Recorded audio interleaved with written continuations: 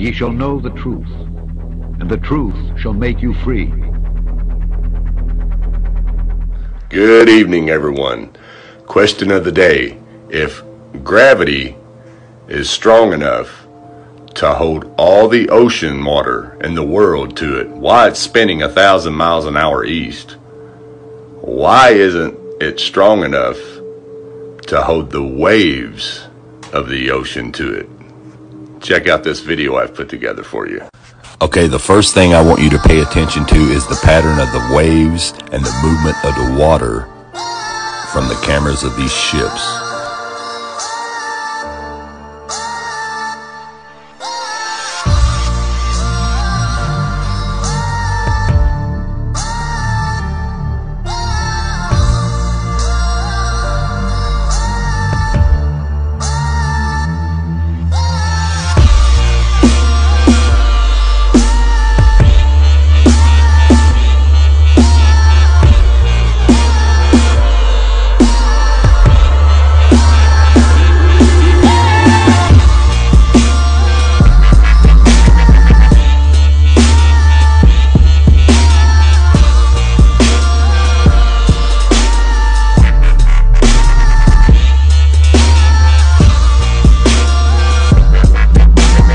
Now let's have a look at what happens to a couple swimming pools on a windy day.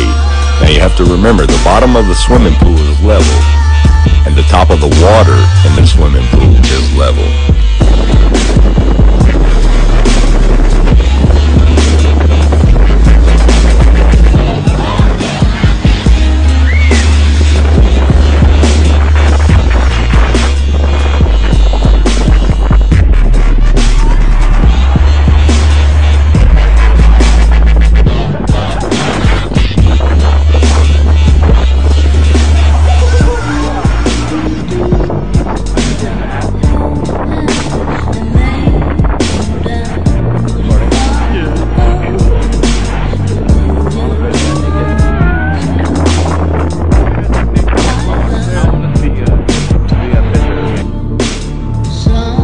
Here we have a lagoon in Disneyland.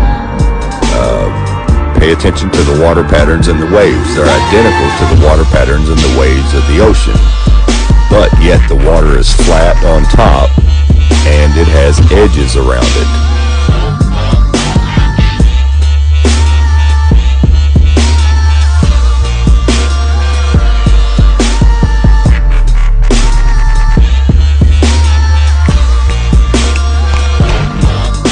Here we have Lake Octagon, which is fairly a pretty huge lake, but pay attention to the water patterns and the waves in the lake. They're identical to the ocean, and the thing about this is the water's flat on top and it has edges, it has banks all around it.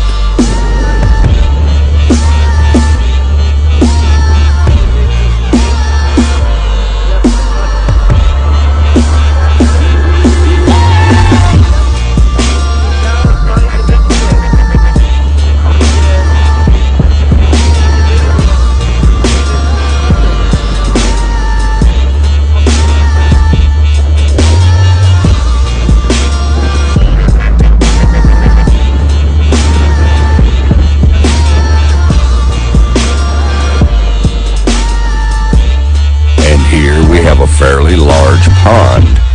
Now pay attention to the water patterns and the waves. They're identical to the water pattern and the waves in the ocean, yet the water is contained. It has a bank all the way around it and it's flat on top.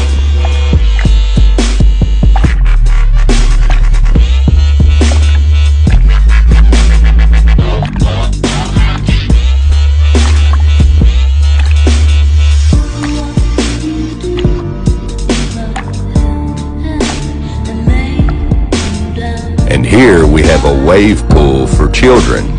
Now notice the water patterns and the waves are identical to the ocean, yet the water is flat on top and it is contained with edges.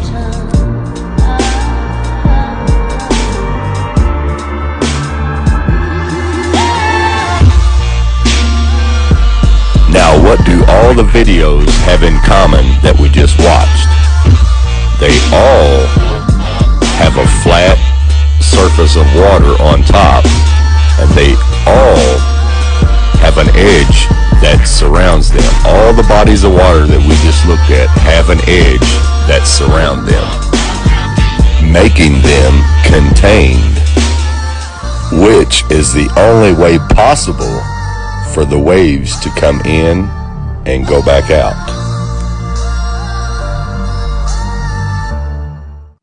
Now, if we were to believe what science tells us, which is the sun and the moon, especially the moon, causes the waves in the ocean. Well, if that were the case, then it should cause waves in a lake, waves in a pond, waves in a mud puddle, waves in your bathtub, and even waves in your toilet. Now, as you can see, waves can only be formed in water that is contained. And when I say contained, yes, the ocean is contained by the ice wall.